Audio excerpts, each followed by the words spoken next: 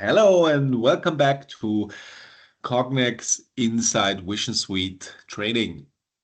In this video, I want to show you how to work with blobs, how to detect them, and yeah, let's start. For this exercise, we need the board pictures. You need to load it inside, and then you can start with patterns.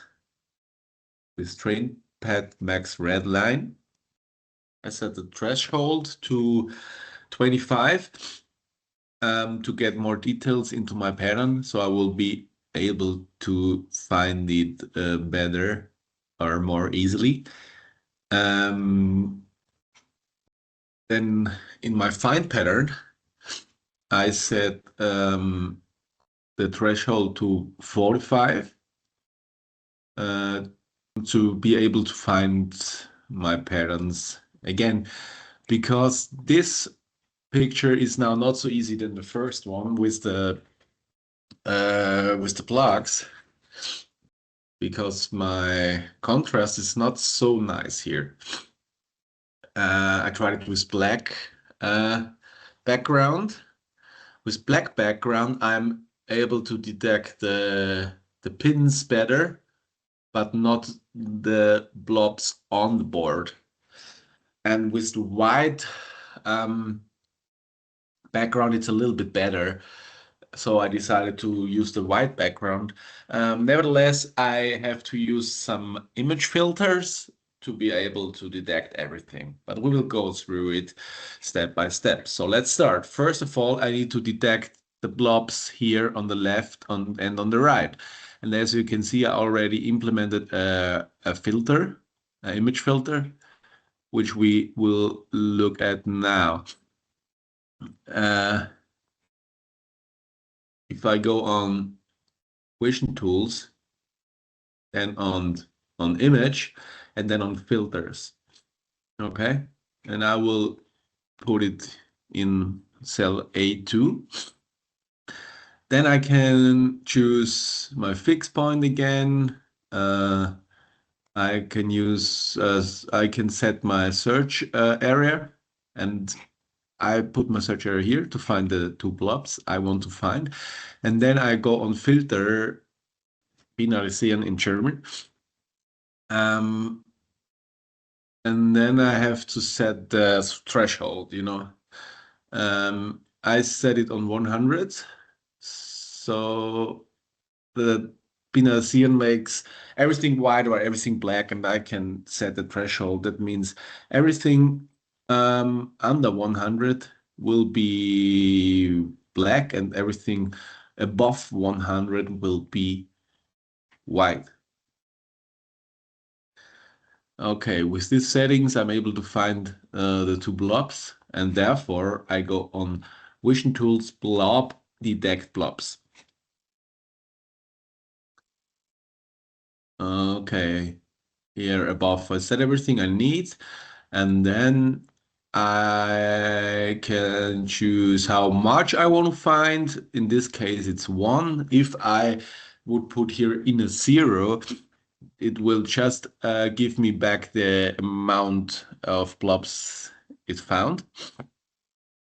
Here I can set the threshold again.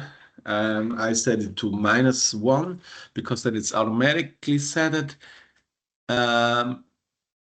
I can fill holes, and I can show blobs in the corners of my searching areas or not.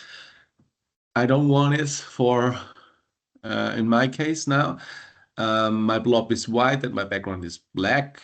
And here I can set the minimum and the maximum areas I want to find. Okay. The same thing for the other blob.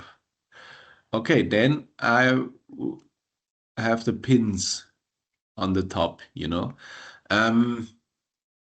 with normal blob finding, I was not happy. With Binarisieren, I was not happy. So I tried here a different approach. I cannot find the whole blobs every time. So I cannot work with the area here of the blob, you know. But I want to recognize here if all of my pins are here and if the pins are also installed correctly and have the correct size, you know. So I tried here a different approach. First of all, I set another filter, another image filter, and I use the Kantengerüst with 3 rows, kernel rows, and now then it shows me the edges really good. And then I can use the blobs blob finding tool. I could set detect blobs and then go on the whole search area here, and then I could set the amount of blobs to 10, for example. But I think it's more accurate to search every blob separately. So I was going here. I want to search for one blob. And I set the threshold here automatically, not automatically. I set it manually to 20 because when I set it here automatically, sometimes it finds some blobs in the black background, and I don't want this because if there is no pin, I don't want to find any blob. I said fill holes, and now I want to find blobs in the corners of my searching area because otherwise I will not find the my pin here because it's going through my search area. Yeah, and then I'm able to find every single pin. Okay, now what can I do with this information? I was doing here another trick. I used a line here. I can introduce this line when I go here on graphics, then on show, no, on picture, and then here I can say plot a line.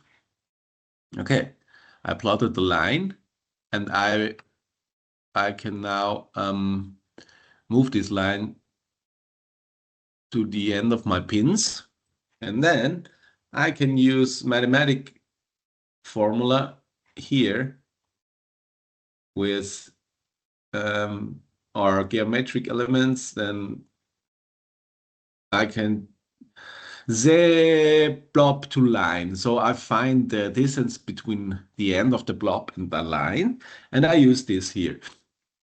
I use this here.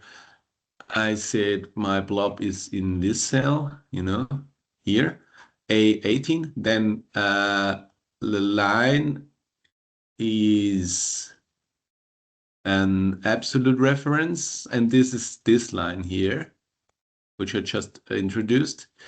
And then it shows me the distance.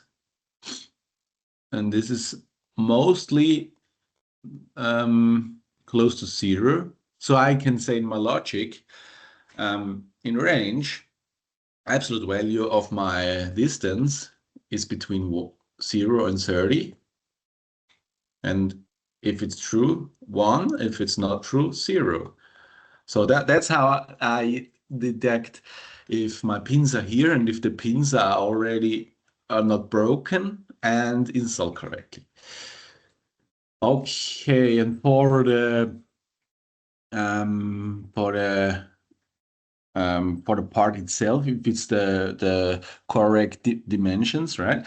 I have to use edges. I cannot work here with blobs. I have to use edges and find segments and then check the distance from the segments. And with these settings, I am able to find all my good parts and all my bad parts. As you can see now, good part 1, 2, 3, 4, 5, everything good. For the bad parts, yeah, here, the 2 blobs, I cannot detect them, of course.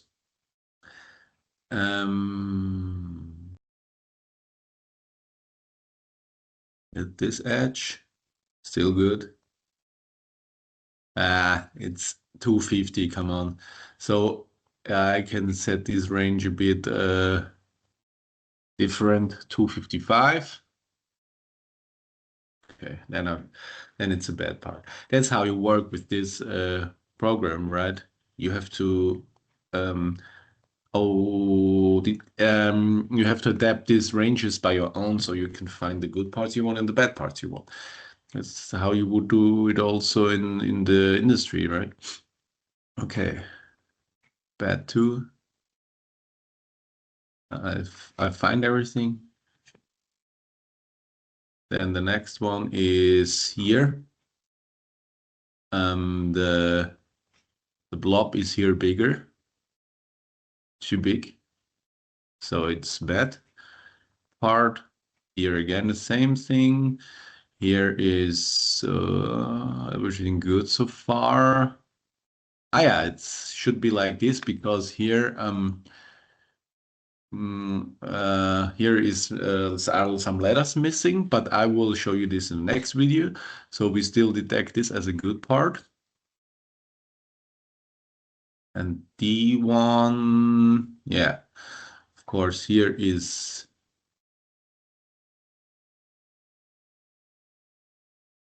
this blob missing and that blob missing. And E1